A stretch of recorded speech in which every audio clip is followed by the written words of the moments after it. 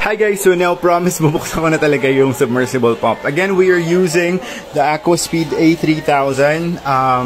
Sobrang mura lang nito. Ayan yung ating submersible pump. Ayan yung specs niya. And kinonect ko lang siya sa isang PVC pipe dun sa dulo. Tapos, tinanggal ko na yung parang wave maker na sinasabi nyo kasi sabi nyo kasi bumabalik yung dumi. So, tinanggal ko na siya, nakinig ako sa inyo. And, ayun, happy naman ako. Dito sa bandang dulo, since maliit yung PVC pipe na ginamit ko, tinugtungan ko lang siya nito, tapos dinikit ko ng PVC cement.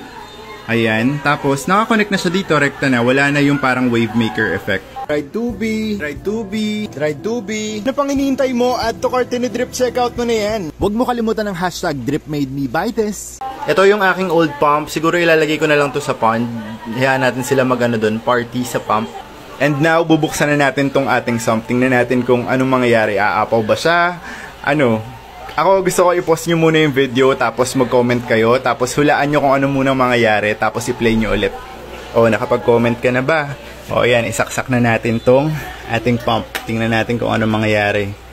So, here goes nothing. O, yan, wala pong putol-putol to. Wala pong cut-cut ngayon. So, napupuno na po pa konti-konti ang ating sump. Tingnan muna natin yung chamber 1. Babalikan natin yan. Okay naman, umaangat yung tubig.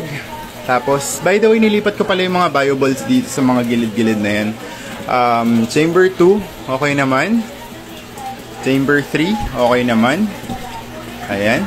Chamber 4, okay naman sila. Chamber 5, ito, okay naman. Chamber 6, okay naman, hindi umaapaw. And Chamber 7, last but not the least. So far, hindi pa umaapaw. Ang gagawin ko, ipopost ko muna yung video. Babalik ako after 5 to 10 minutes. Titingnan natin kung aapaw na siya by that time. By the way, another thing na ginawa ko is yung bagsakan ng tubig. Tingnan nyo.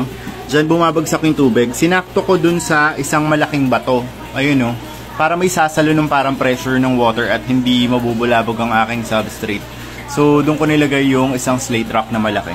And we are back. 6 minutes na yung nakalipas and ganito na yung status ng ating sump ngayon. So, hindi umapaw yung chamber 1. I am so happy. Perfect na perfect yung TikTok recommendation nyo, Drip Fam. Ayan. Aquaspeed A3000. Tingnan natin tong chamber 2. Perfect na perfect. Chamber 3, chamber 4, chamber 5, chamber 6, and chamber 7. You guys made this possible na maayos yung aking sump. Na-appreciate ko lahat ng comments and suggestions nyo. Salamat sa mga tumulong, nag-effort pa gumawa ng video na ngayon okay na yung ating pump.